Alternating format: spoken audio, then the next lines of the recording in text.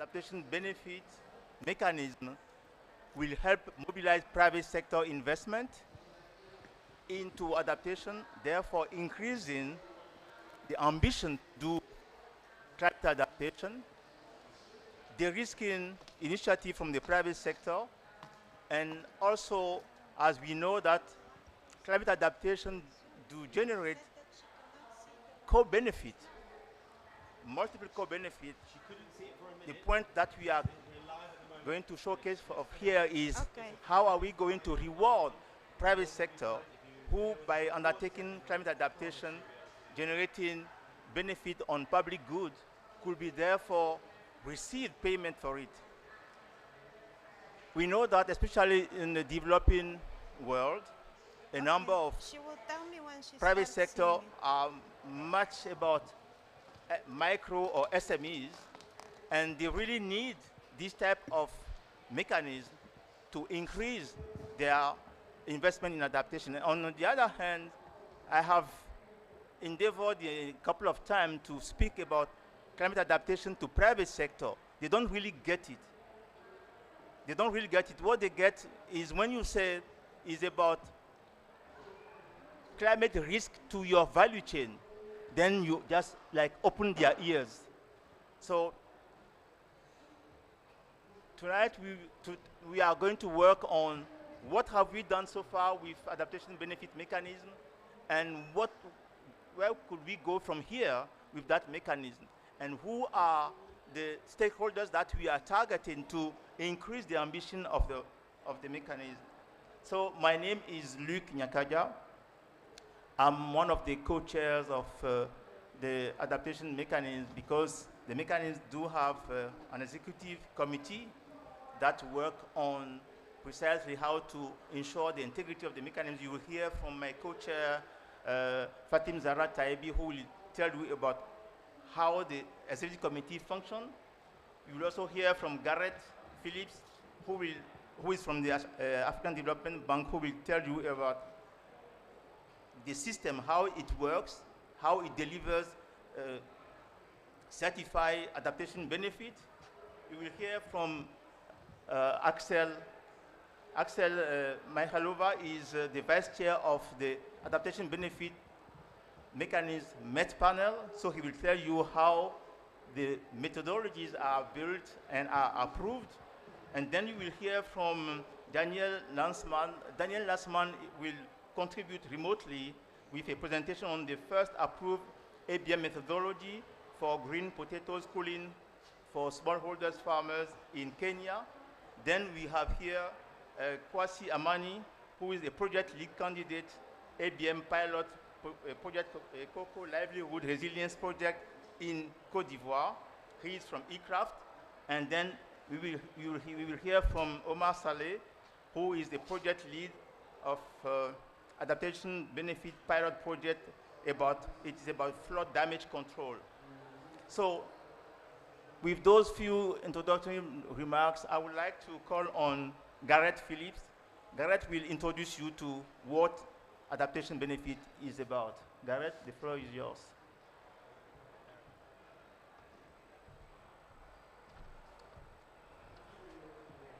Thank you very much, Luke, and it's a pleasure to be here and to see so many people coming to learn more about the adaptation benefits mechanism. And I recognize some of you because I directly asked you to come, so I'm delighted that you took us up on the invitation. So I'm going to talk through some slides about the adaptation benefits mechanism. I have to be honest, it's a difficult mechanism to explain, and the problem I've had in the past is that I always get too technical. So I'm going to keep the slides at a much higher level to give you an understanding of how it works. But be assured that thank you very much, that there is a lot more detail underneath what I'm going to describe. And in addition to that, there's also a lot of experience behind this, because as some of you may recognize, we're using the methodology, or that the project cycle is based very closely on the project cycle from the Clean Development Mechanism, which was a very robust project cycle. It registered over 8,000 projects in its 10 years of operation. So this isn't just a cycle that we've sort of imagined up out of the blue. We've made some changes to it. And even though I'm not going to go into a lot of detail, rest assured there is a lot of additional information that we can talk about if you ask the questions and so on, and you can find out about in due course. So. First of all, adaptation finance is not advancing, let alone accelerating. If you look at for example, the CPI's global climate finance landscape, the spaghetti diagram, you'll see that over the years, adaptation finance has remained a very small proportion of that. And we've spent some time at the African Development Bank understanding or trying to understand why that is. And these are some of the reasons. First of all, adaptation projects are small scale and context specific. Okay, we have some big adaptation projects. You build a big highway and you've got to make it climate resilient. You can spend a fair bit of money doing that. But the majority of adaptation projects are about farmers, changing the way they farm, climate resilient agriculture, cold chain, storage facilities, planting mangroves to protect coastlines, collecting water, local flood defenses and so on. These are mostly small-scale projects. And in the most case, they're going to be implemented by African micro, small and medium enterprises. That's a wrong acronym there. Micro, small and medium enterprises, cooperatives and communities. These are the people who are likely to implement these projects, not sophisticated international infrastructure firms, not renewable energy project developers that have got projects in 3 different continents and 10 countries and so on. So the level of sophistication is much, much less. Most adaptation projects have weak or zero cash flows. If they do have cash flows, they come a long time down the way. For example, climate resilient agriculture. It may take 3 to 5 years before the farmers have managed to change their farming techniques and really start to benefit from it. And when you then look at the interest rates on borrowing local currencies, that kind of time scale just makes it impossible. Most of the project developers are not creditworthy. They can't go to the bank and borrow money because they don't have collateral. And that's even more profound for women and youth who are they're completely uncreditworthy or not able to borrow money. But project developers in Africa have a lot of other assets that they bring to the party. They have land, labor, indigenous technical knowledge, they're the stewards of biodiversity, and they have entrepreneurial and risk-taking spirit. And without most of those, you cannot develop an adaptation project. The only thing they don't have is the finance. But they can't access the international climate finance because these kinds of projects are impossible to take forward within the structure of the lending or the grants that we get from the Adaptation Fund, the Green Climate Fund, the Climate Investment Funds, and even the kinds of things that we do at the banks, at MDBs. The best we can do is offer lines of credit to local commercial banks, and even then they don't want to lend to these kinds of things because they don't have good returns. So these are some of the reasons why adaptation finance is barely flowing in Africa, and indeed in anywhere. It's not just in Africa. Meanwhile, in the developed country private sector, we see actors getting heavily involved, and specifically, particularly right now, they want to contribute. They want to set net zero targets. A lot of interest right now on setting net zero emission targets. We also see the private sector, including individuals and consumers, contributing towards mitigation costs. For example, the EU emissions trading scheme captures all consumers and all resident citizens in the EU because they pay for it through their electricity tariffs. Whenever you buy goods or services, there's a price of carbon factored into that. So there are many regulations that are developing or mobilizing finance for mitigation. As I've said, we see corporates setting net zero targets, and we see lots of people willing to spend money on voluntary emission reductions to offset their emissions. And as I say, that's really coming back to the fore right now because, as we saw with Kerry and Carney pushing the voluntary carbon markets, and I think we're going to see a lot more of that. So there's lots of, or relatively lots of money for mitigation, but very little for adaptation. There are very few private sector actors or governments that are providing a sustainable or reliable source of adaptation finance or finance for adaptation projects. And I take one example that I remember even when I started working in this space a long time ago. The Swiss set up the Swiss Klima Cent, and they charged a cent, 1 cent on a litre of gasoline or petrol. And they've been doing that now for 25 years and collecting that money and using it to purchase emission reductions. And now the Click Foundation, which is now entering into the 6.2 ITMO markets, they're using that money to buy ITMOs. And what I say is, why don't they do a Klima double cent and collect a cent for mitigation and a cent for adaptation? It's not a big step forward. But this level of understanding, this willingness to take on these activities aren't moving forward. And that's why we think now is a great time to bring the adaptation benefits mechanism onto the scene. So the message that we have for corporates, for private sector actors in developed countries, is that as well as buying voluntary emission reductions, why don't private sector actors in philanthropy make positive adaptation commitments or adopt an adaptation goal and say, we want to put some money into doing these things? And actually, it's really interesting because many of the projects that you would finance through a voluntary carbon project could also be financed through the adaptation benefits mechanism. And here we would get into the technical detail. Actually, the monitoring and verification processes, the methodological issues of dealing with impacts associated with adaptation projects are much, much simpler and efficient, less costly to monitor than trying to monitor carbon. And anybody who's tried to do a clean cook stove project or a land degradation project through carbon finance will understand the challenges that you face.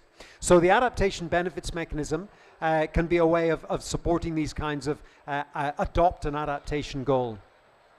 So we would invite developing country, so the developed country project sector activities say we want to finance adaptation. Then the developing country project developers, private sector actors, they need to first of all develop or use an approved adaptation methodology, and you're going to hear from Axel about that. And actually I think this is one of the jewels in the crown of the adaptation benefits mechanism, because coming up with methodologies to monitor impacts and to report on them has been a real challenge for the international community to date, and this is something that we're actually making real progress on. So first of all, the project developers need to have a methodology. They can prepare it, or they can use an existing one or modify one. And then they prepare a project document or an activity design document that goes through this process of validation and ultimately registration by the ABM Executive Committee. So that's Luke and Fatima Zahra, Louise and Axel are 4 of our Executive Committee members. That sort of process of validation and registration, it's like appraisal in an MDB. It's the due diligence process to ensure that the project is well designed, that the data is real and audited and so on and credible, and that the approved methodology is being applied and it's going to deliver real adaptation benefits. So those are the sorts of things we look at, and of course the safeguards, environmental impacts, and those are things we look at and make sure that they're all in place. So then you have your registered adaptation project, and it gets listed on a register on the website. And we will place these registered adaptation projects in the adaptation supermarket. It's yet to be created, but it will be a web page that lists the kinds of projects that we have and the kinds of impacts that they're going to create. And we would then invite our developed country private sector actors who are interested to participate to come and browse the shelves and pick a project that they would like to support and say, okay, we would like to put some money towards generating these impacts. And then the developed country actors will sign a supply agreement with the developing country project developer. So we call that an adaptation benefit supply agreement, or ABSA. It's just like an emission reduction purchase agreement that we have in the carbon markets and many other kinds of offtake agreements that you see that become the basis of financing arrangements. Again, another technicality here, and this is one of my, I get carried away with this, so I'll have to try to restrict myself. But the price and the issuance duration are set to fill the financing gap. what we will see in the project design document will be a cash flow or a financial model that will illustrate the financial gap and why this project isn't attractive. Could be that there aren't any revenue flows, or there's a gap of 5 years, or the internal rate of return isn't sufficient to make it attractive. So this will be brought out in the project document, and we will then set a price and an issuance duration that will plug that financial gap. And that issuance duration actually is really interesting, because in the carbon markets, we had completely arbitrary crediting periods of 10 years or 7 years times 3. And this had absolutely no relation to the finances behind the project. And I know, because I used to work in the carbon markets, and we used to joke about it. We used to try to find projects that would pay off by the time the plane landed back in Heathrow. Because there are technologies that are extremely cost positive and pay off very quickly. And you have 21 years of free cash. And that was not a good use of scarce finance. That was one of the reasons why, one of the challenges that we see in the carbon market. And the adaptation benefit mechanism directly addresses this by saying, how much money do you need to make this project attractive? Okay, we'll pay you that. And when we've got to that level, we'll stop. Because we've done what we said we were going to do. The project is now sustainable, or, the trees are planted or whatever, and we'll move on and do the next project. So those details are addressed in the supply agreement.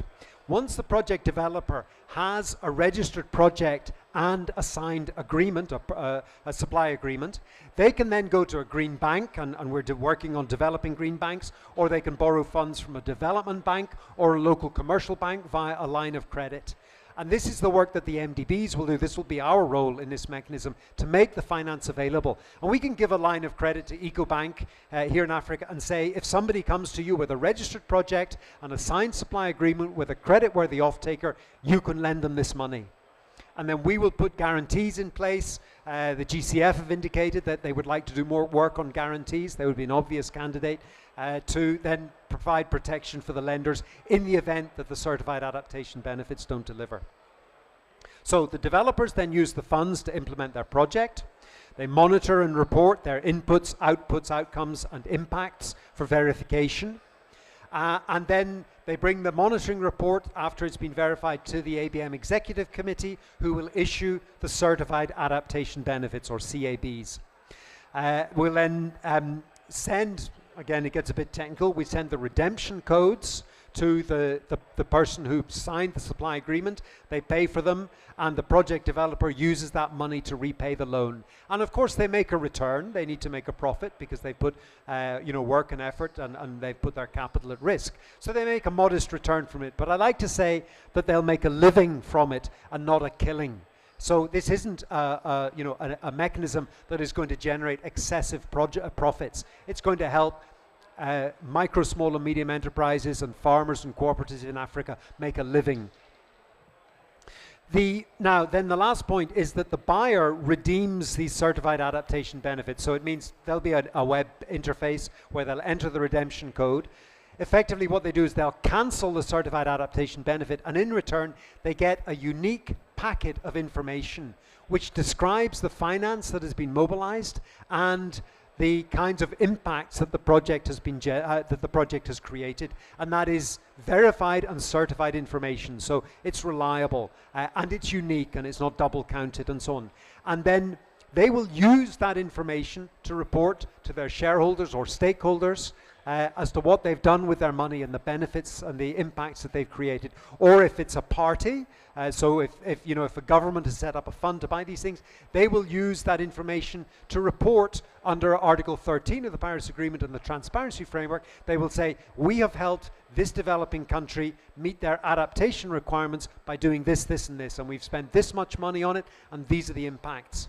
And so in that way, we'll be able to demonstrate that the donors have provided needed adaptation support to developing countries. Now, we have an adaptation project cycle. I'm not going to talk through it, and I don't expect you to be able to read it on the screen, but it's so nicely colored that I like to show it. It looks really good, and it's very similar to the clean development mechanism, so we know it's a very robust methodology project cycle. We have most of the documentation, templates and guidelines in place. The Executive Committee has met 16 times And the very first time was just before COVID, and we met face to face, and ever since then we've been meeting remotely, except for one retreat that we had. So most of this is in place. We've got a little bit more work to do, but it's down at the tail end. Our first methodology is approved. We're going to hear more about that from our panelists, and we're finalizing the validation and verification process. And as I say, this builds on the CDM cycle, which was extremely robust. And now, very briefly, some additional features, but again, this is where I can get too technical, so I won't go into it in detail. It's a non-market approach under Article 6.8, because we don't transfer any assets. The certified adaptation benefits go into a register, and the only thing that can be done is to cancel them. You can't transfer them out and put them into other places. So that's why we think it's a non-market approach. The certified adaptation benefits are not fungible. So that means they're different. Each project produces different ones. You can't add them up and compare them. And that means that there's no speculation and no benchmark price. That again has very significant implications on the financing and the way the private sector engages. The project documents provide transparency. They will ensure value for money. We don't know how much climate resilient agriculture costs for a farmer in Sierra Leone or DRC, but after we've done a few projects, we will start to have data to understand the difference in the costs. And it's not about minimizing the costs, it's about ensuring that there's value for money.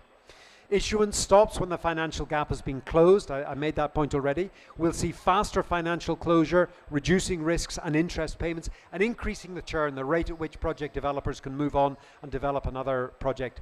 Non-creditworthy entities can develop these registered project documents and supply agreements. We can give some technical assistance grants for that, after which they'll be able to access the credit. The ABM Executive Committee is currently Africa focused, but there are options to expand that.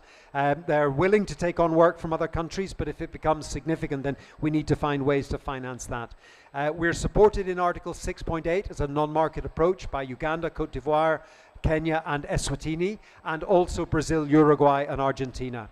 And finally, we are seeking to capitalize the African Adaptation Benefit Fund, and we will use money from that to support the ABM Executive Committee and its panels, to provide technical assistance grants to project developers, and most importantly, to sign supply agreements with project developers. And that's what will actually kickstart the process and get people doing real projects on the basis of their purchase agreements, supply agreements. So with that, I will hand back to Luke. Thank you very much.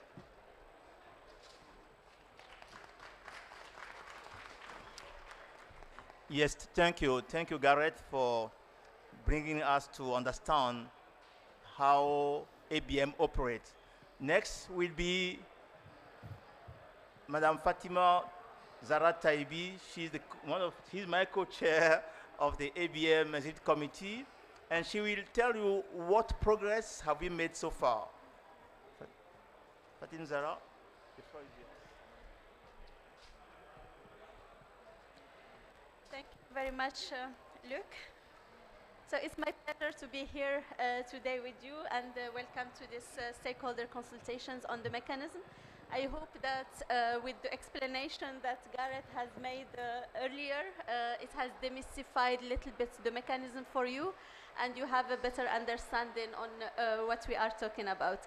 So here I would be just talking a bit more about what's the executive committee, what's its role, and what we have done so far in the last 3 years. Right-hand side. Yeah. So basically the adaptation mechanism, adaptation benefit mechanism executive committee is an independent senior experts body that's hosted by the AFDB, and the AFDB also constitutes the secretariat of the mechanism. So this committee basically provides the oversight over the mechanism in this pilot phase. So it's an interim executive committee, and it develops the guidance, the tools for the project developers, approve the methodologies. It basically provides all the guidance that is needed for the mechanism to be operationalized. And also it provides strategic advice to the African Development Bank, and helps with the, it will be helping also with hopefully having the mechanism have a bigger reach and be used by everyone at the end of the pilot phase. So our aim or our aspiration ultimately is that by the end of the pilot phase in 2025, we deliver a fully operational mechanism to the global community that can be used not only in Africa but elsewhere. Because we know that the needs for adaptation finance are not only an African problem, but it's, they are acute everywhere in the world. So we aimed with this ABM EC to be very flexible and not to be very bureaucratic, so that we are able to work fast and deliver in short amounts of time. So here, please meet the committee. So we have, of course, Luc. He couldn't pronounce my name, and now it's my turn. Nyanga. Sorry. Yeah. So, as the, my dear co-chair, we have Evelyn Batamulitsa, Daouda Ndiaye, who is also the chair of the math panel. So he's unfortunately not here. He's in the COP, so you might see him in the corridors. We have Louise Brown, who is here as well, Asefa Tofu, and Doreen Shumba, and Axel Mikhailova, who is here and who is the vice chair of the math panel. So during this time, since we have started operations, as Gareth has said, we met once just before COVID, and then we were hit by the COVID pandemic and all the restrictions that came with it. However, we were quite effective, and we managed to meet 13 times virtually during the COVID time. And we have managed basically to deliver most of the project cycle, the guidance and the provisions and requirements that are required to operationalize the project cycle. So the colorful slide that Gareth likes so much. So that's almost operationalized, and it's basically we are ready to get methodologies and to register projects. There are certain steps in the process at the end of the project cycle that still need a little bit of work, but basically we are ready to receive requests. So we have also established a methodology panel that, as I mentioned, Daouda and Axel are the chair and vice chair, and they have started work and already approved the methodology, and 3 more are in the works. So basically we have also, we are working on a web-based platform that will have all the information required for everyone to know anything about the mechanism, but also that will contain the supermarkets that Gareth has mentioned. So this is just a little bit an example of the technical work that we have done so far. So as I mentioned, the activity cycle, we have what is needed for the methodology preparation process and submission and revision also done. Principles, criteria, indicators for adaptation mechanisms, and also, and very importantly, also the social and environmental safeguards, which are very important to ensure that the adaptation mechanism is actually contributing to the communities and is not harmful for anyone. So this was something that was very important to us, and we have adopted these safeguards. And we have also an ABM grievance and redress mechanism. So if you remember, the CDM still does not have it after many years. So we have made it our priority to have such a mechanism right from the start, as well as conflicts of interest guidelines. So now, as I mentioned, the mechanism is ready basically for operation. And what we have learned in this time of operation or in putting in place the infrastructure is that there is, of course, a huge need for such innovative instruments for financing adaptation. I think Garrett has made the case for it very well at the start, as well as Luc. So I will not expand on that. And because of this landscape where there is this huge gap in financing, and you know that now it's an adaptation COP and it's a finance COP, the ABM has really a lot of potential that needs to be tapped into, especially to channel the adaptation, the finance from the private sector. But now we have all this done, so we need to get to the next phase. And this next phase means that there is a need now to have the mechanism more settled and have more resources, and that can be done through the creation of a fund. So now it is very critical to have a fund dedicated to the mechanism that can spearhead the activities and pilot various projects in various parts of Africa. And we have also now, it's very important to get more stakeholders involved, not only in terms of financing and also like engagement for providing comments and so on, but also in terms of having really local communities and users, potential users of the mechanism getting into this space and helping us with improving what we have done so far, maybe simplifying more, getting their voice heard in terms of how the mechanism could be further redesigned and simplified and make it workable for them. But also what is needed now is some other organizations maybe that could help the African Development Bank to take this further at the next stage of or the next phase of the mechanism. So we have, as I mentioned, really a mechanism that has a lot of potential. And if you have been following the negotiations in transparency, also in addition to what Garrett has mentioned in terms of transparency for the finance part. So this is something that can be easily verifiable, but parties also want to improve their reporting in terms of adaptation impacts and adaptation, what they are doing for adaptation. And they want to be reviewed also for that. So this could be very helpful in that sense. And it's the mechanism is ready, and it just needs to be taken to the next phase. Thank you very much.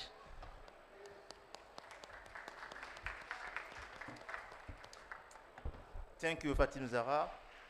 You have heard from Garrett and Fatim Zahra what adaptation benefit mechanism is regarding the system. Now you will hear how the methodology helps precisely to make it work. So I would like to invite Axel, who is the vice chair of the ABM methodology panel, to make his presentation on the role of the ABM methodologies and progress made with ABM methodologies work so far. Axel?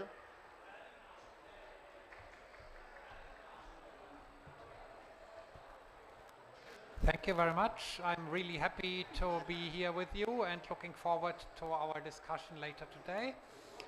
So the methodology panel is an advisory body. Again, of course, it's not falling from the sky. We've had the same setup in the context of the clean development mechanism. So it has various tasks. So under the ABM, anyone can submit a methodology.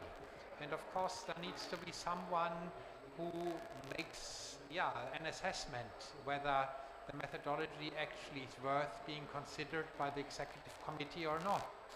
So that's what we do in the methodology panel. We also principally have the possibility to develop methodologies in a top-down fashion. It has not yet been done, but the option is there. And then, of course, we know again from international carbon market mechanisms that you don't cast these things in stone. You learn how do they develop over time, and therefore needs to be a process for revision, clarification requests, and so on. What is unique in the sense of an international mechanism is that we have a roster of experts, and this roster of experts serves to actually form sub-panels. So these sub-panels work on specific methodology submissions.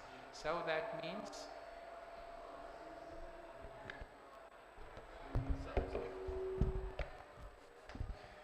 okay, I hope it's getting better. Yes, looking very much better.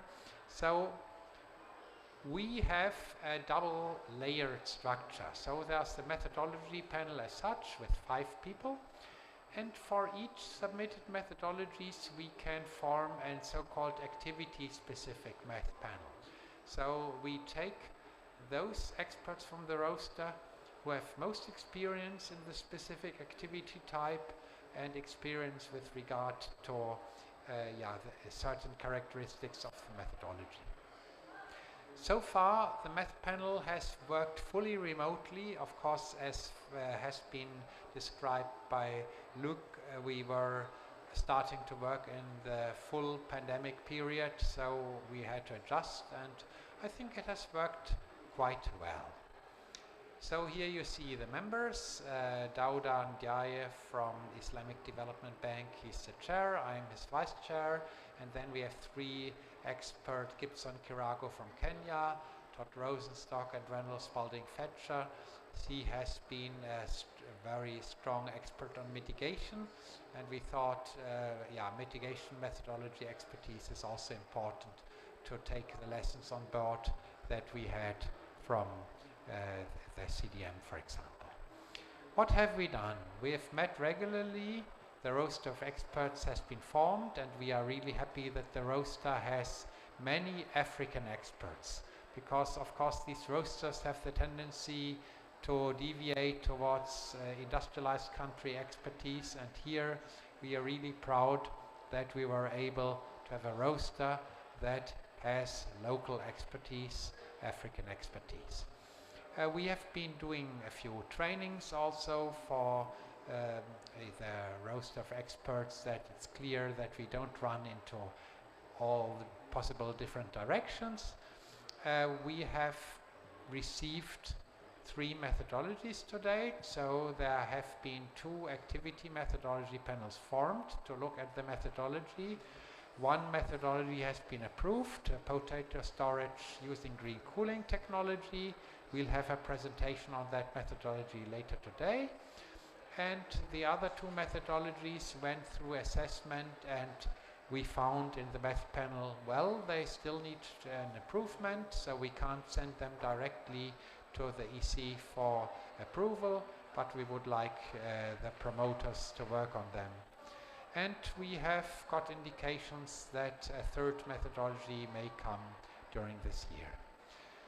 So, of course, we don't just work on methodologies, we also work on other types of documents and guidance. So we are quite proud that we were able to work on a taxonomy document, so terminology. Of course, any one of you who has followed, for example, negotiations on global goal of adaptation knows that adaptation is a difficult field. People often disagree on terminology, and therefore we were quite proud that we have actually been able to come up with a terminology. We also have been working on principles and criteria and indicators, what actually should be an adaptation benefit, how can you define it. Also, of course, very important, anyone who has worked on mitigation knows that you don't want business as usual activities in such a mechanism, so we have a document to describe what actually is business as usual and what it is not, and we've also a nice and detailed safeguards document. So here you see our procedure. I don't want to walk you through in detail, but we really wanted to learn from some past experience where these processes would drag on and on and on. We have a good short procedure. Of course, we have not been fully able to respect it, but we were quite close to it, and I think and I hope that those who have submitted methodologies were able to deal with it in a nice manner. What are the key lessons? So adaptation and a novel mechanism like the ABM needs innovation. We want to really be a laboratory here for world-class approaches how to assess adaptation. And I think our process is unique on the international level. Of course, there are many bodies that look into adaptation. Adaptation Fund, the Green Climate Fund, of course, has a long list of activities on adaptation, but I think really a front runner when it comes to those methodologies. Compared to other methodology panels, our panel is small and we have this double layered process. I think it has proven to be effective, but of course we currently face a resource challenge. The mechanism now, of course, to be really upscaled needs more resources, and we would hope that also some of you in the audience would be able to help us mobilize resources, because we really need to expand the methodology work. We can't just now stop and rest on our laurels. We need to go further, and I'm really hoping that we'll be able to do so. Thank you very much, and I'm looking forward to the discussion.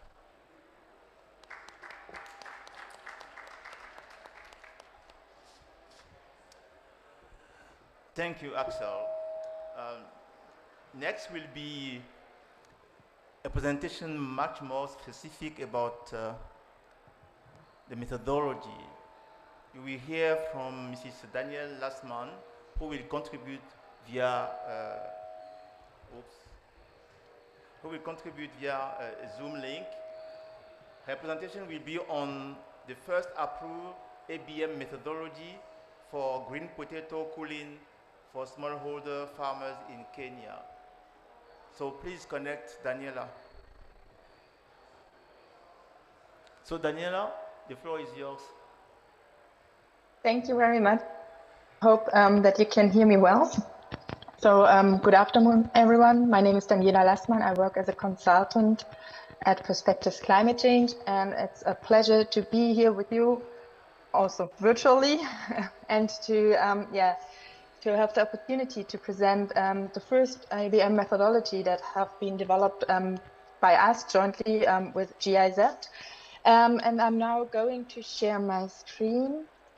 Just give me a second to see if it works.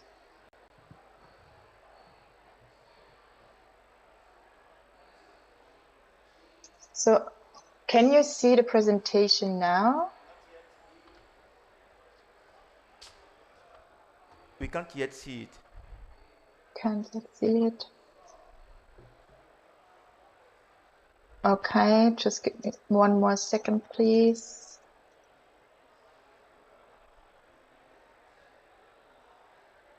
I think it's not working since I'm not the host.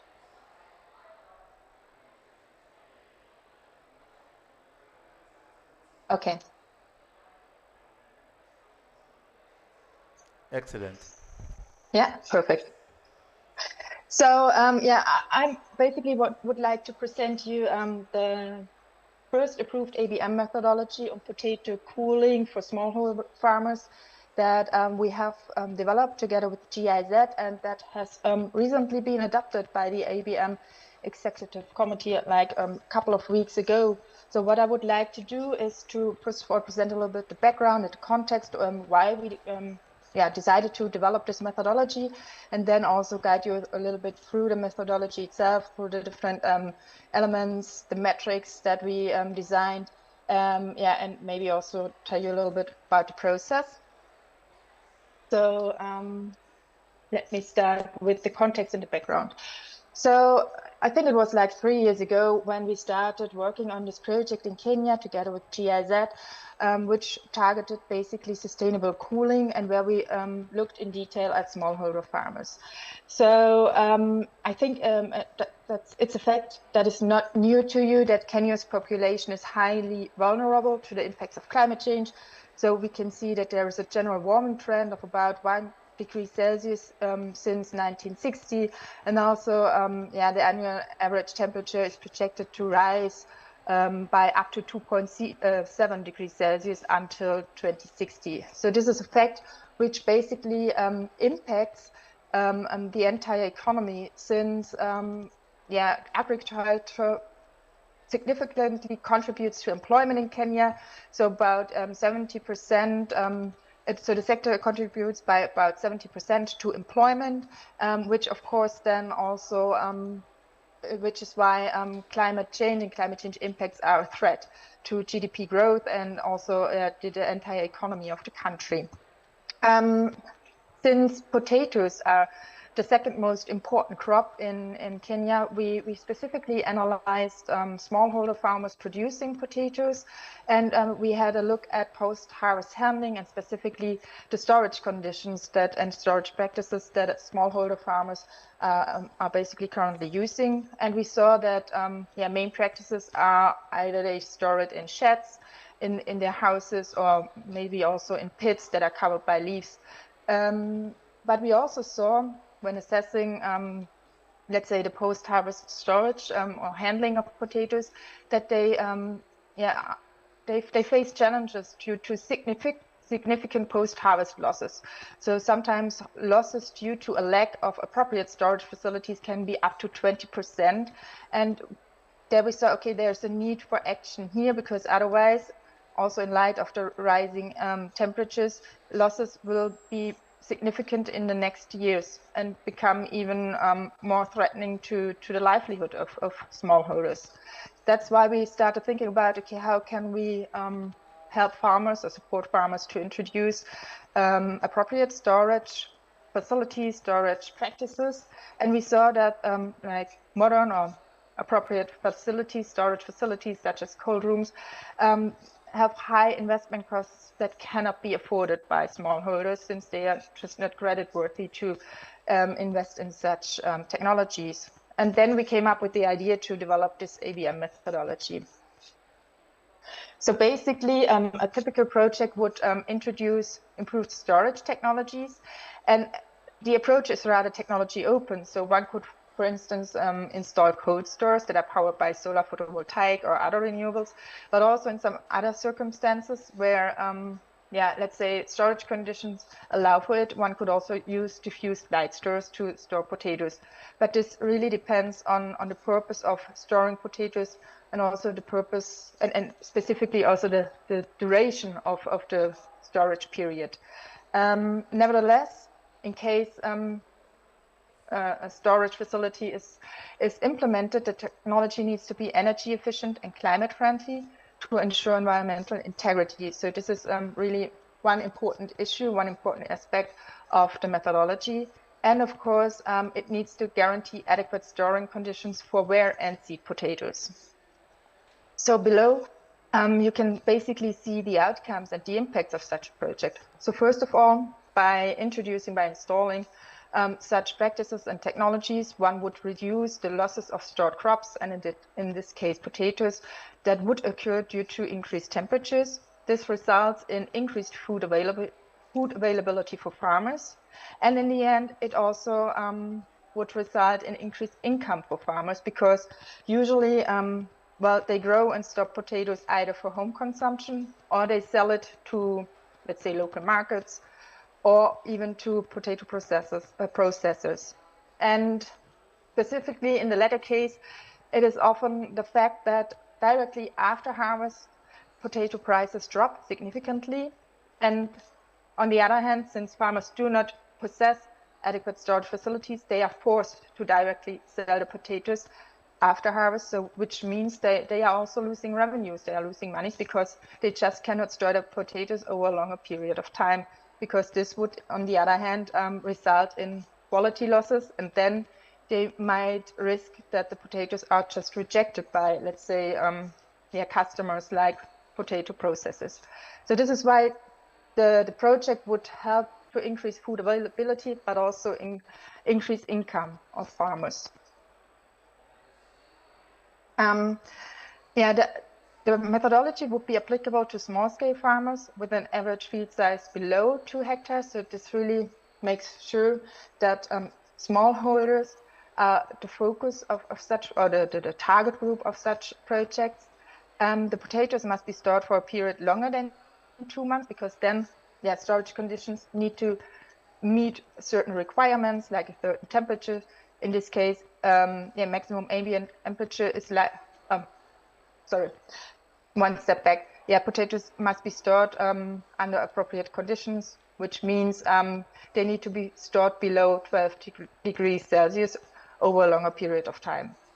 Then, when applying for such a project developers would need to demonstrate that maximum ambient air temperature is likely to exceed a critical value of 12 degrees Celsius, which is why then, of course, potatoes would start to worsen, to rot, because the storage temperature is just not met.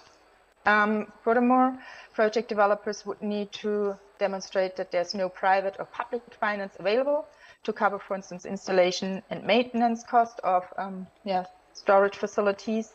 And if green cooling technology is to be installed, it must be climate friendly. This means it must use refrigerants that are not harming the ozone layer. So they should not have any ozone depletion potential, and they should be also climate friendly, which means with no zero or just a negligible global warming potential. This could be, for instance, natural refrigerants like propane or isobutane. The technology should be highly energy efficient and also powered by renewable energy like solar, photovoltaic, or wind. The adaptation benefits would be calculated either as the quantity of rare and seed potatoes that are protected from decay, or as the amount of saved wealth in US dollars. And in this case, the project developer could choose which kind of indicator would be used to demonstrate or to calculate the adaptation benefits. So both indicators are calculated against the baseline that is based on the concept of storage degree days. And such storage degree days basically accumulate when a certain temperature is exceeded over a longer period of time.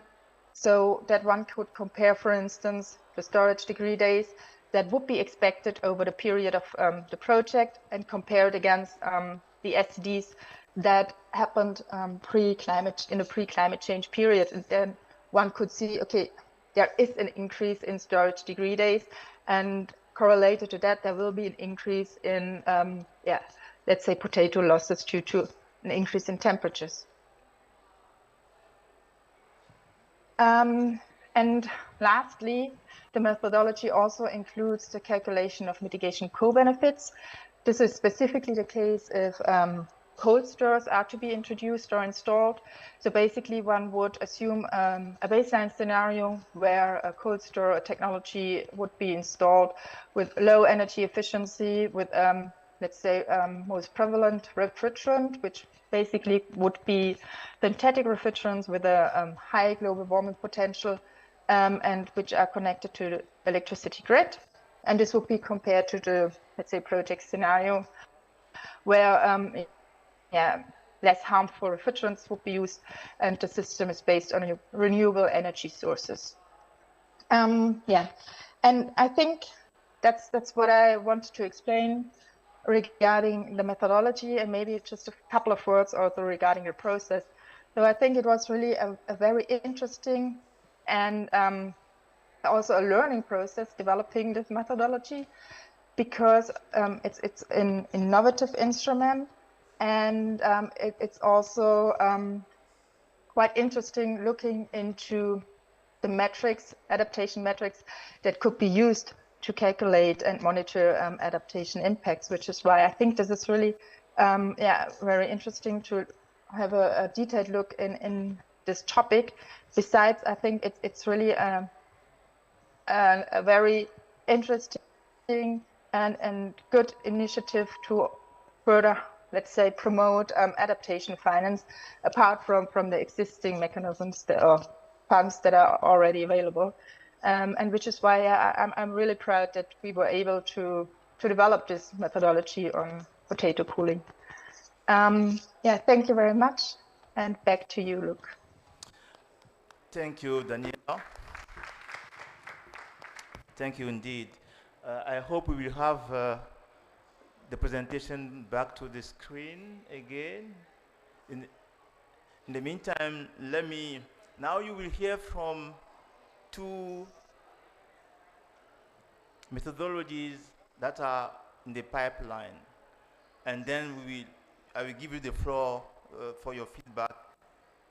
We have been quite practical on what is going on, not only regarding the project, regarding the deliverables, regarding the project cycle, regarding the methodology. And for the methodologies, the one that has been approved has been presented, 2 more in the pipeline, and I would like to call on Mr. Kwasi Amani. Kwasi Amani is the project lead, and that project is a candidate of ABM pilot phase. Is the COCO project. I will let him introduce you to it. It's a presentation on the project that is a candidate for ABM.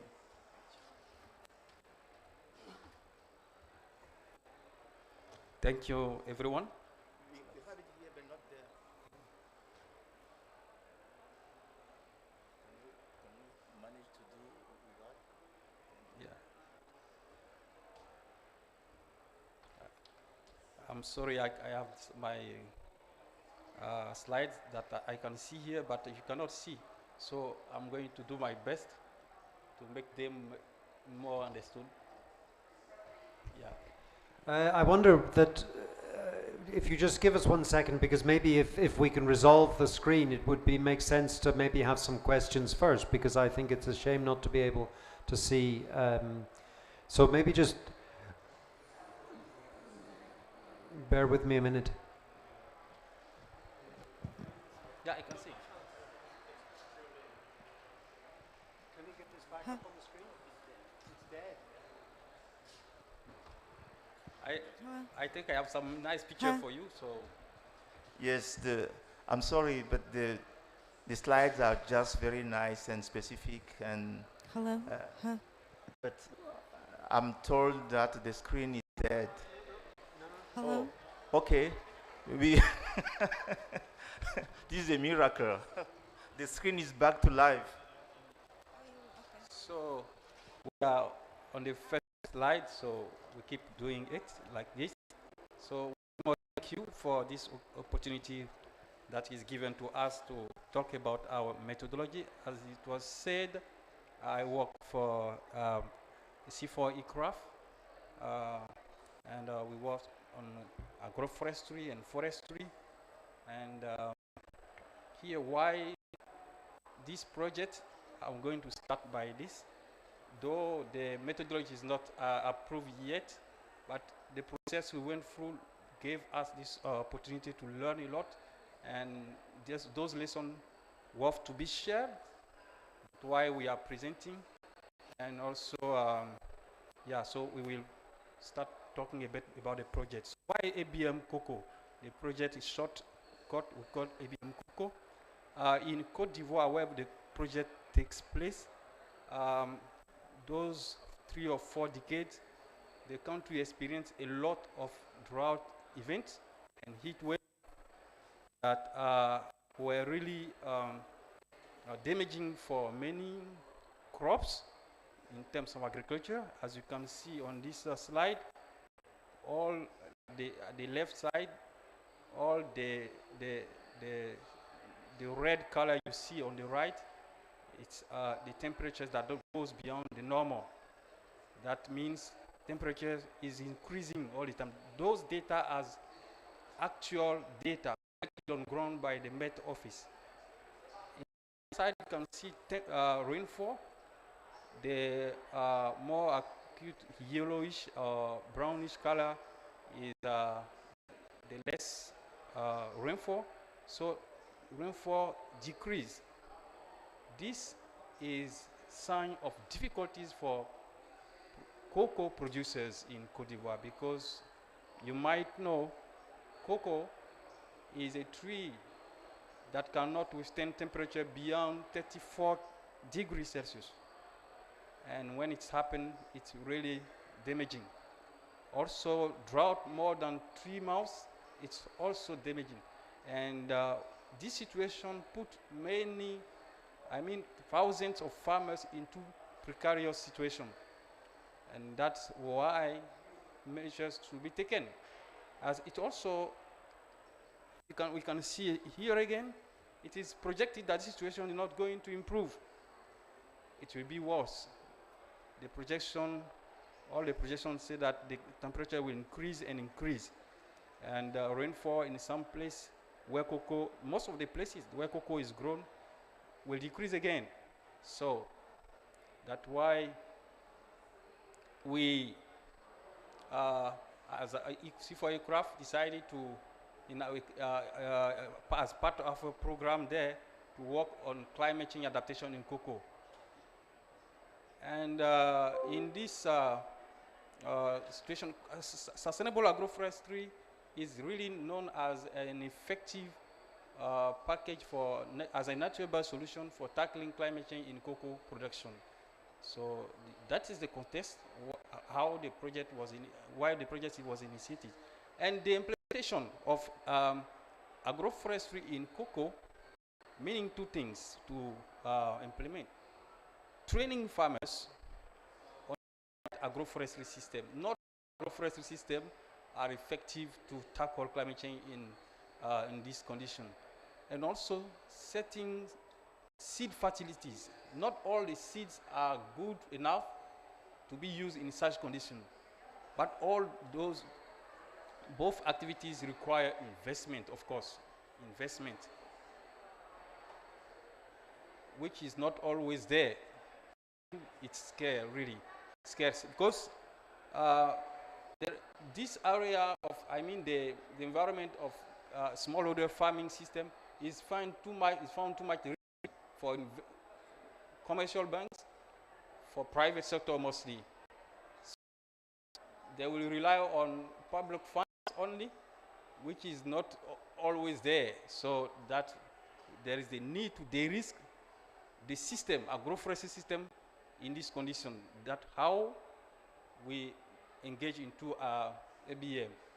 As it was presented, ABM is designed to de-risk such enterprises. Now, as we said, our journey for setting an ABM methodology, because for applying methodology, you need to build, for applying ABM, you need to build a methodology. If there is already a methodology, we will pick up this methodology and start working. But we have to build it ourselves.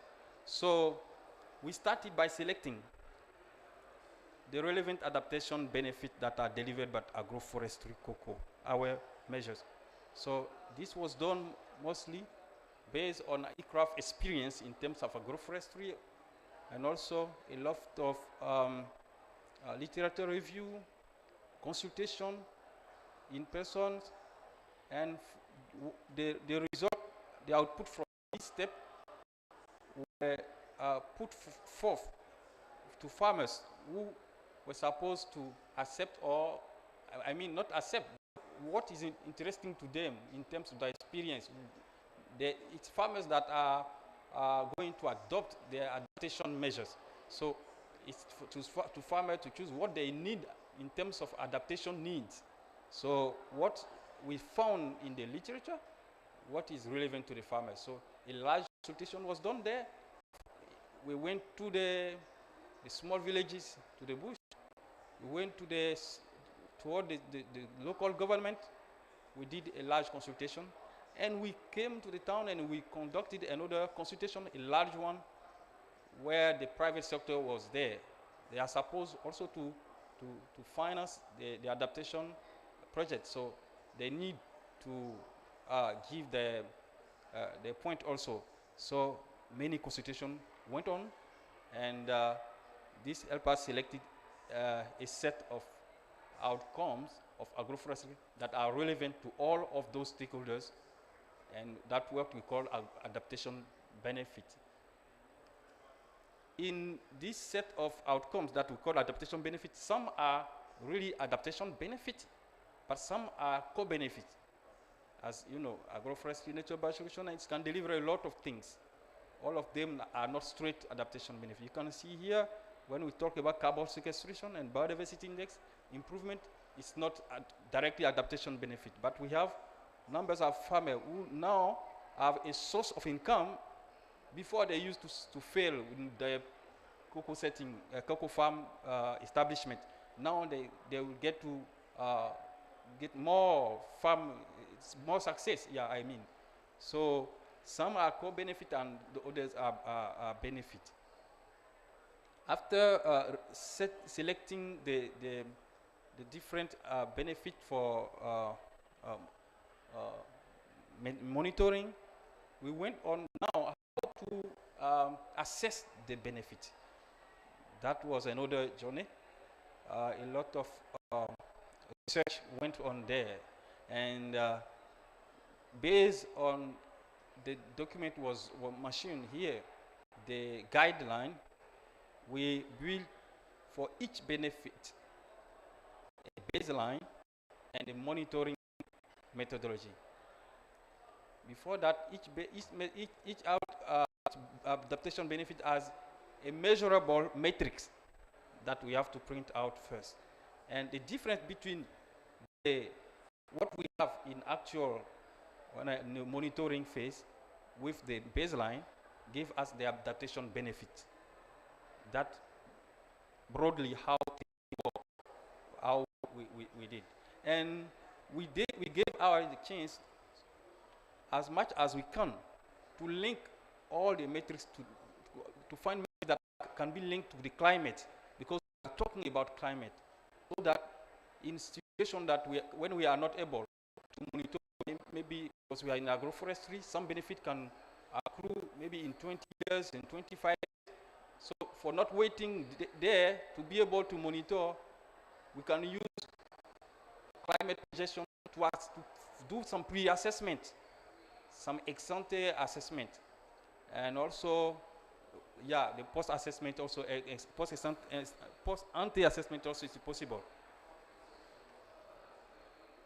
That in all what we did for the calculation, assessment of the benefit, and we added a last part where for us it wasn't so important to provide something for setting the reporting framework, because the benefit comes like benefits from farm, but all the stakeholders are not going to use, for instance, how many farmers are succeeding in establishing cocoa farms, but some will want to be reporting on SDGs. So in the reporting framework, we have to provide for how to report on the contribution of those benefits to SDGs, and also to other goals like the NDCs, the NAP, and even private sector goals like the CFI. The CFI is a cocoa forest initiative, which is a private-public framework for tackling the cocoa problems in Cote d'Ivoire and Ghana, and so on. So if a reporting framework is provided, so in whole how we proceed for our methodology.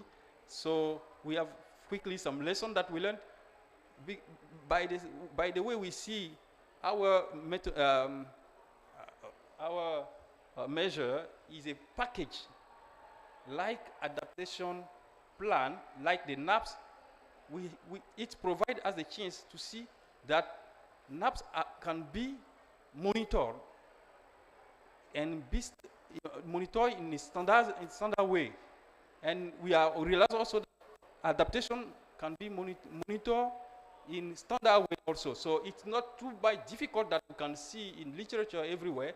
People think that monitoring adaptation is too much difficult, but under ABM we are seeing that it's not too much difficult as the literature is pointing out. That's a breakthrough. And in terms of perspective, we want to demonstrate what this benefit when it will be approved, and yeah, put the agroforestry at scale. Yeah. So thank you. That's thank you very much. Yeah. Well, please. Thank you, Kwasi, for your presentation. Yeah, please have a seat. Thank you. We will conclude the series of presentation with Omar.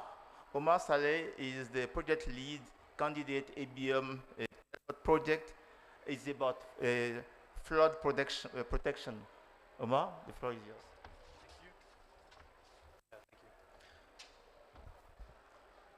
Thank you very much for the introduction. I'm gonna probably rush through some slides because of the time constraints. But feel free to let me know if you have if you want a presentation later on. I'm happy to share it with you. So our project was about flood prevention using a mobile flood barrier that was developed in the Netherlands in conjunction with the University of Delft. It's quite an innovative solution. Compared to sandbags, for example, where you have to deploy sandbags, which takes a lot of time. So our solution is made out of EPDM, rubber. You fill it with water, and very rapidly you can build up a flood barrier. It has some unique features. So it's easily deployed. It has a very long lifespan. Is because of the material that is used. It's EPDM. It's very durable. So it has like a lifespan of 40 years. Even after 40 years, the strength of the material is the same as on day one. And that's quite unique if you compare us to other technologies. It's UV resistant, which is very important if you look at African countries. So you can leave it out in the sun and there's no damage. It's ozone resistant. And you can use it to store fluids vapor tight. Another advantage is that it's easy to use. That makes it very scalable. If we roll out Slam Dam in other countries and communities, there's no need for technical degrees, there's no need for advanced degrees. We can train virtually everyone on how to deploy Slam Dam. In a matter of hours, we've been able to train communities on how to operate Slam Dam, how to maintain them, how to repair them. And that makes it very scalable, especially if you look at where we want to roll out in communities, then that's a big advantage for that. I mentioned before, another advantage is that you can store fluids vapor tight. That's a big advantage in many African countries as well. Because flood issue is obviously a big problem, but drought even more so in many African countries. So what we've done, for example, in this project, this was in Burundi, by the way, we used Slam Dam to prevent flooding, but at the same time we used the water that was stored in Slam Dam during dry season. So the people were able to irrigate their land, grow crops, using the water that was first used to prevent flooding. The ABM methodology for us is about flood prevention. So in a nutshell, you have a baseline scenario where you have a flood situation without Slam Dam, and you have a situation where you have Slam Dam deployed. And the difference in damages, flood damages, these are actually the ABs, the adaptation benefits from Slam Dam.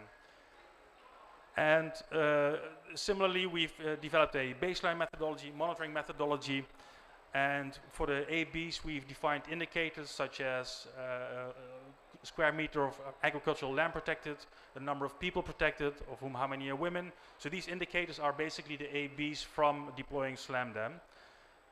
We also have a toolkit available, so these contains all the indicators that are applicable for Slam Dam.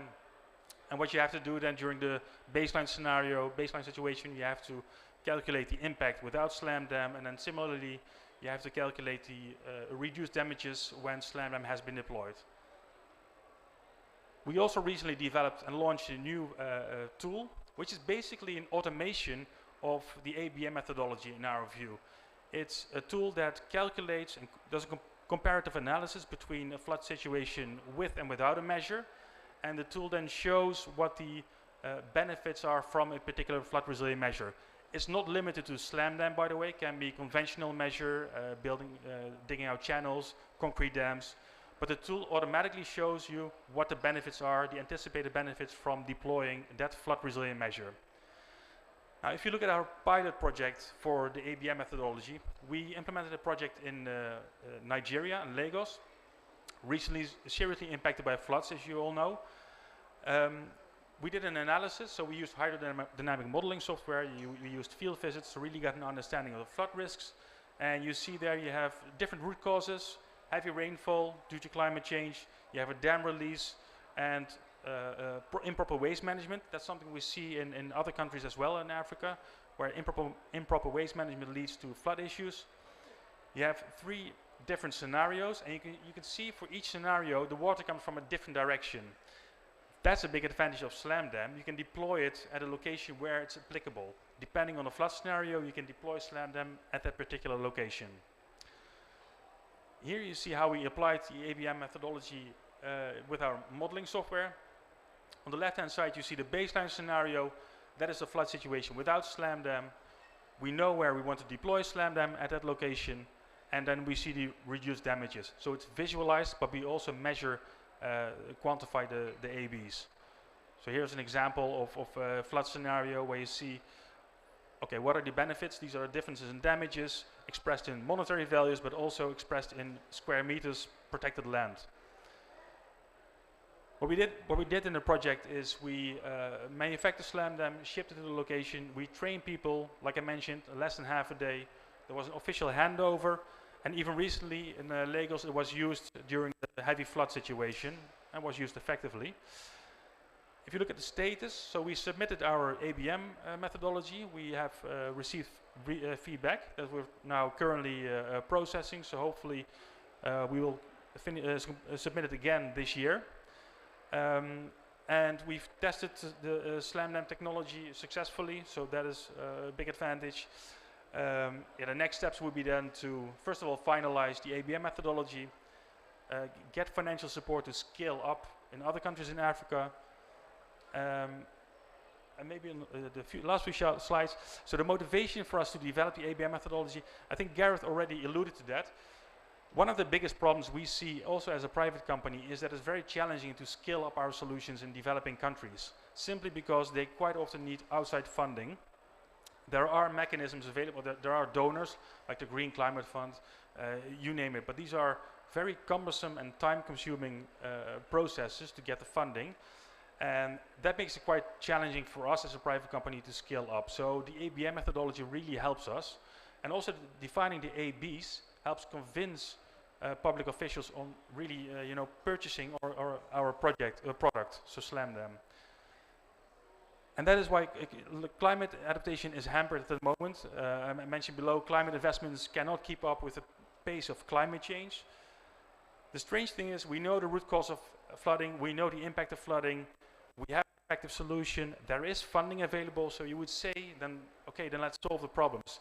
But it's because of the current processes on attaining those funding, that makes it that we cannot implement our solutions at the same pace as we would like to.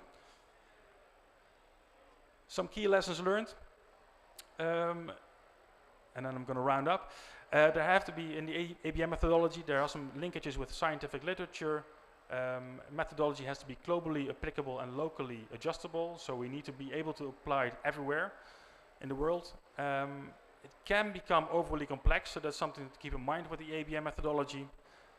And the recommendations are corresponding. And the final slide, some key challenges. I think for us, what we noticed is that we are still relatively in the begin phase of the ABM rollout. There's no standard template yet, but I think it probably will come in the future.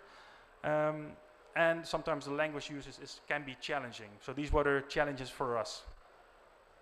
And that was my final slide. Thank you very much.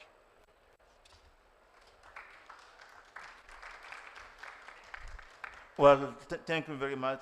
Ladies and gentlemen, this is a stakeholder consultation. So we're moving now to the second phase, because our purpose in inviting you is first to share information about ABM and solicit your feedback, including in where you want to be kept, updated about the process, and eventually hear from you how you intend to contribute to the next steps of the development of the ABM. So I would like to give you the floor to hear from you, and if you want clarifications, colleagues are there to provide them to you. Yes, sir. You-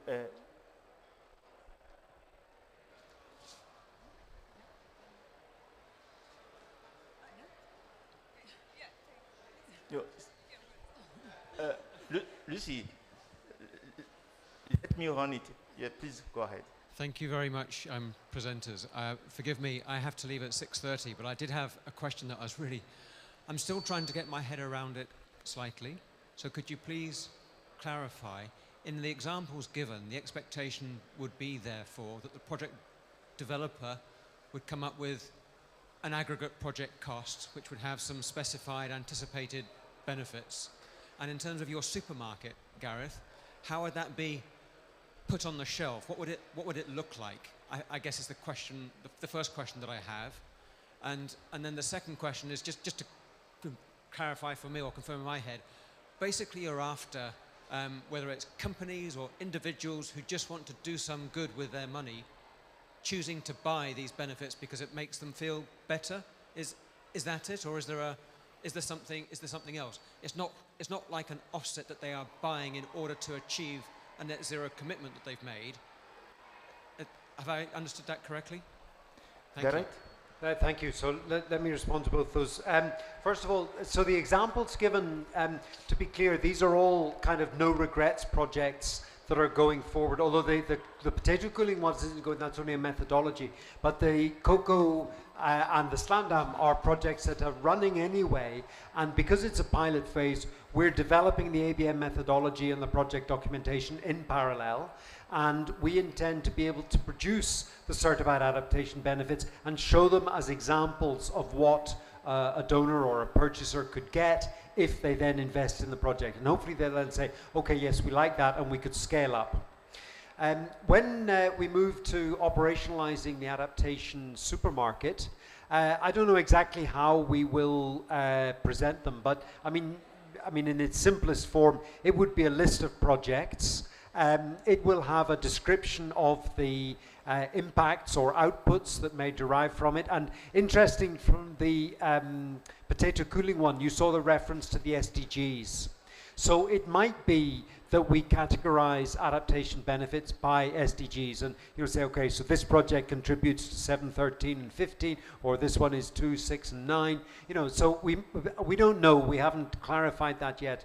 The taxonomy that the METH panel are working on may also help us to come up with ways of describing that. But there will be hopefully something more visual than just a list of projects, a description of the adaptation benefits, and then there has to be some discussion around the price as to what the scale of financing to make the project viable is, and the duration of payments. And that might be, and it will vary completely with different technologies. In some instances, it may be a one-off payment that needs to be made when the project is delivered. In other cases, it might need to be a series of payments over several years to suit the business model of the project. Again, we've been very keen to not constrain the flexibility and the innovation coming from project developers.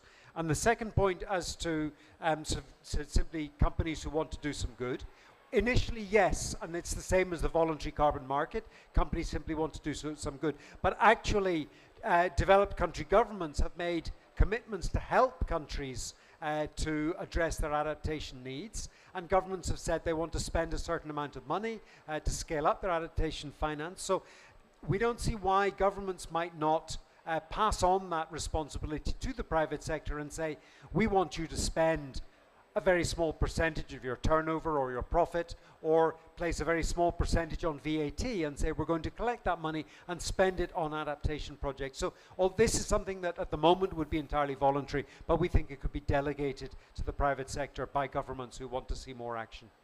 Thank you, Gareth.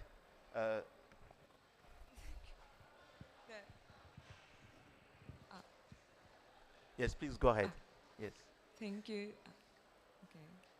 So let me introduce myself. Please. So I'm Hitomi from Japan, Ministry of Economy, Trade and Industry. So the three presentations are so deep, so wonderful for me. I'm interested in this ABM mechanism. So I have a question. So Please. can I ask? Yes, please. So METI is considering how to visualize the effect of adaptation technologies, but I think it is difficult. So I would like to ask about COCO project, and so how did you create methodology in the field of agriculture? So I'd like to ask your advice Yeah. to create the good methodology. Well, thank you. Yes, Axel and then Kwasi. Yes. Yes.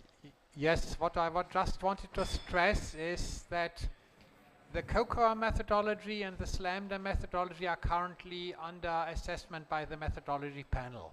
So these both, COCOA methodology actually has not formally been submitted, SLAMDA methodology has been submitted, and SLAMDA methodology has been sent back for improvement. So just to make it very clear that those two are not approved methodologies. The only approved methodology is the potato methodology that you've seen explanation, just to make it very clear how the status is. Thank you. Yes. Yes, please go ahead, but make it your. Thank you, Marcel. So, as you understood, I said, though the methodology is not approved yet, but we learned some things that we think are so relevant for all of us. For instance, we said, we realized it is possible at the beginning in the scientific arena, assessing adaptation benefit for agroforestry was something like almost impossible. But under the guidelines of ABM, we realized it's becoming simpler. Yeah, so that's the lesson we learned. That's why we present it. And also we realized as many packages, it is similar to NAP, National Adaptation Plan, who has many strategies. So what we are learning here will be very important for maybe monitoring and verification of NAPs, but it will be under ABM. Because it's under the ABM that these are becoming simple. What? Does it clarify? Yes, thank you for your clarification. So, methodologies of adaptation technology is limited. So we don't know where the methodology of adaptation technology in Japan. So yeah, I can learn how to make it. So thank you for your explanation. Well, thank you. We will make all the presentation available on the ABM website. I have seen that some of you have been taking pictures. That's welcome, but the presentation will be made available on the ABM website with the specification that the two last presentation, the methodology has not yet been approved, as the Met Panel Vice Chair has clearly clarified. So who wishes to be next? Yes, sir. Professor, the floor is yours. Yeah, thank you very much. I find all these presentations very interesting. And my takeaway here is that this entire process is for the ordinary people, ultimately. They are the beneficiaries of this process. But many of them are not as lettered as we are. One of the problems that we've seen over the years is communication.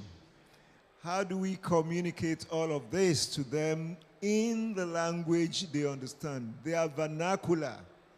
How do we get them to understand what we're talking about? Because these are great ideas. Great efforts have gone into them. But the beneficiaries need to understand exactly what we're saying. Very simplistic technologies, but they have to understand it and be able to apply it. Secondly, I'm very much interested in the Slam Dam project. And you mentioned Lagos. I would like to know more about it. Maybe if I can have your contact, I'll reach out to you.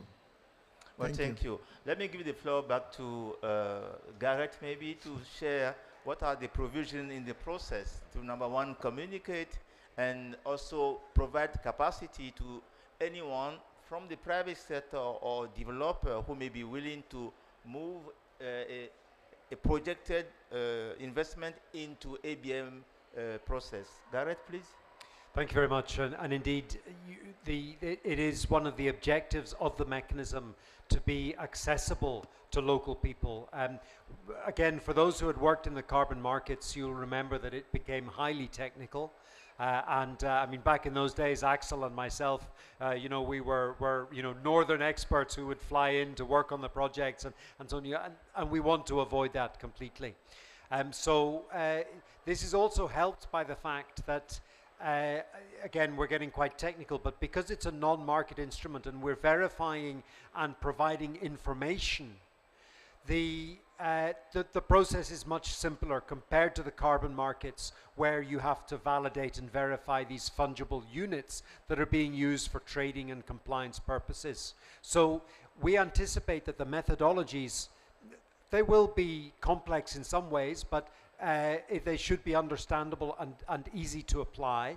There will still be a need for experts to write the documentation and take them through the validation registration process and so on, but we anticipate that to be African experts, and that was why Axel's reference to the African members of the roster of experts was very important, because they will be the people who are trained not only to work on the methodologies, but also, you know, to start working on the projects.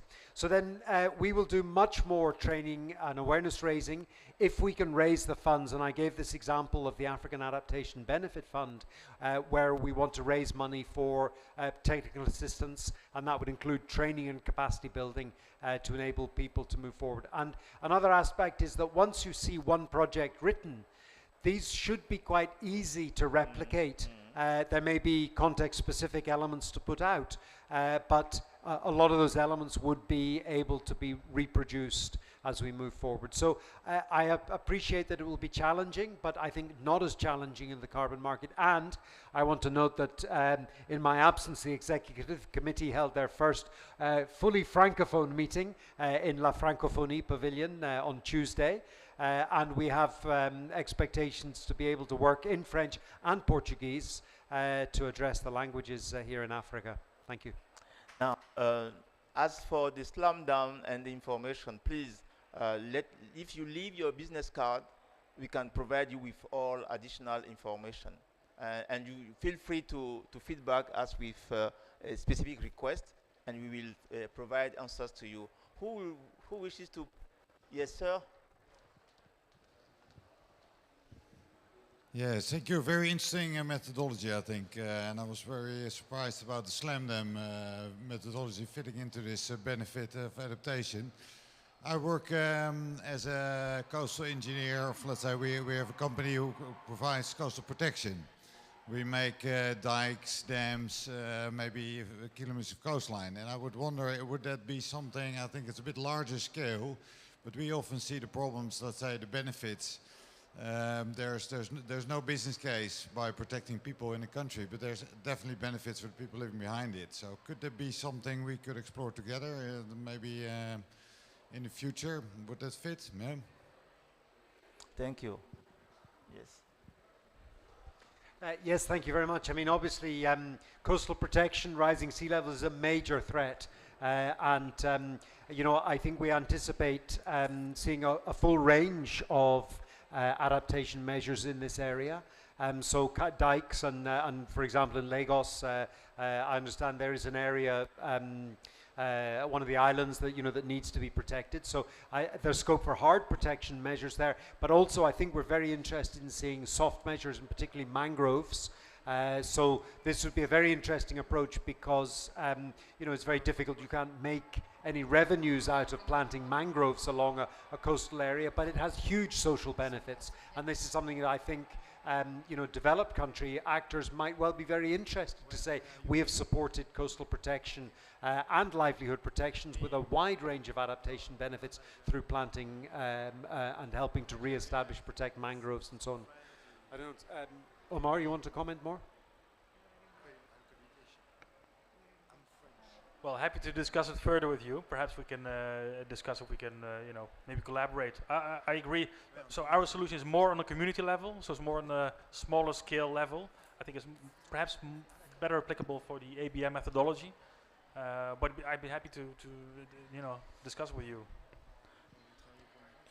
Thank you.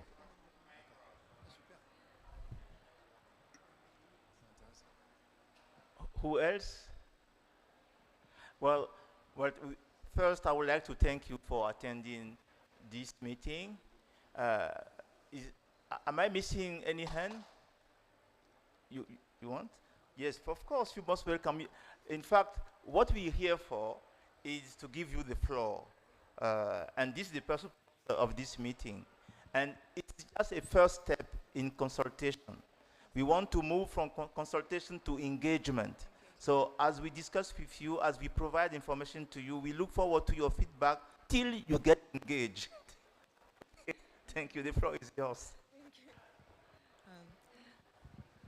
Sorry for coming back again. So, if possible, can I introduce Japanese companies' technologies? These slides. Okay. Yes. Thank you. So, you want to, is it a way of providing a feedback to us regarding what you're doing?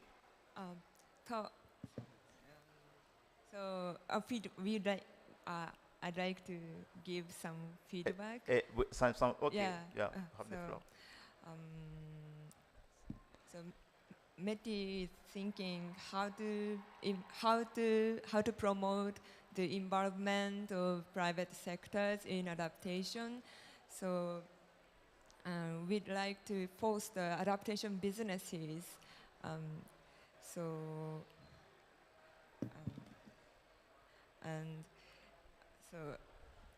now this year, METI is conducting feasibility study in Sudan, Republic of Sudan. Look at this slide. So this can be made by recycling glass and shell, and it can contain water and air. So which saves the water consumption and improve the agricultural outcome. So we are now investing farmers' adaptation needs and interests of other stakeholders in Sudan. So this year, so including matching and visualizing the effect. So I think METI can collaborate partly with ABM. So we are willing to further learn about the ABM and its project, and we hope to collaborate more closely with the African Development Bank to promote engagement of private sectors in adaptation. So that's just my comment. But thank you for the comment and thank you for bringing this to us. I would like to ask one of the panel members, maybe Garrett or ask how could this be eventually, be welcomed into the ABM process?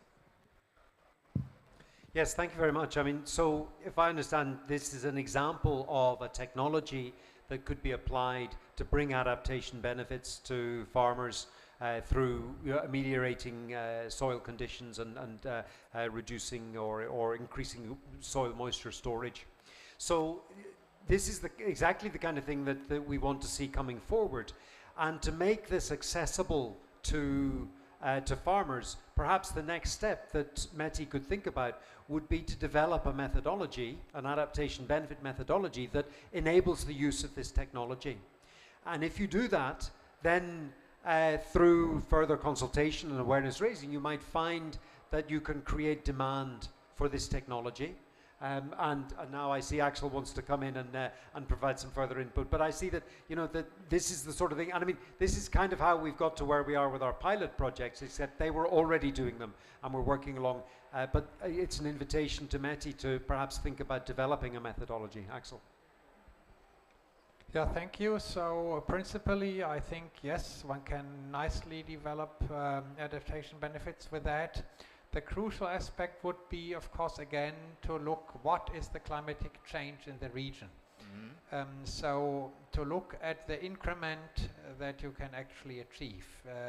Because, yeah, you know the debate about adaptation gap under current climatic conditions and projected climate change. So if it's clear that in this area in Sudan you have a drying trend, and you can, for example, look at downscale climate models that shows that this drying trend will exist, then your technology could generate specific adaptation benefits.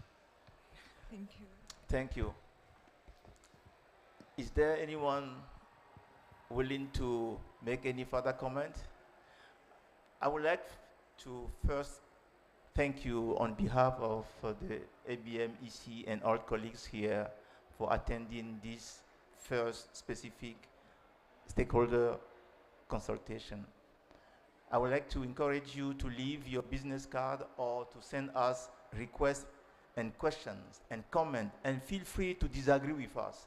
We like that, because as you disagree with us by putting forward specific questions, it will help us improve the process. This is a learning by doing process, and we do intend to go till we have not only a supermarket of ABs with certified adaptation benefit out there, but I want you to also consider the fact that it will increase the private sector SMEs investment into adaptation, and that is key. When you look at the CPI landscape of climate finance, almost 0% of investment is coming from the private sector. Here we, and because people still believe, as I have said from the beginning, that adaptation is for public investment. We want to debunk that belief. And ABM will precisely do that. And it will do that for even the small business. It will do that for the farmers.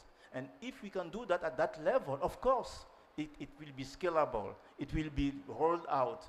And then we will have developing countries precisely taking advantage of the situation of climate risk to really increase or improve or climate-proof future development. So I said that to again commend you for coming to this meeting and encourage you to send us feedback and questions.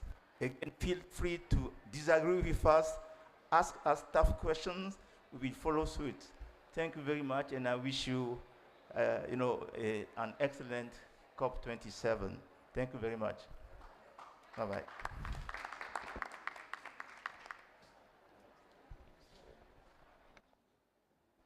Ladies, oh, I said.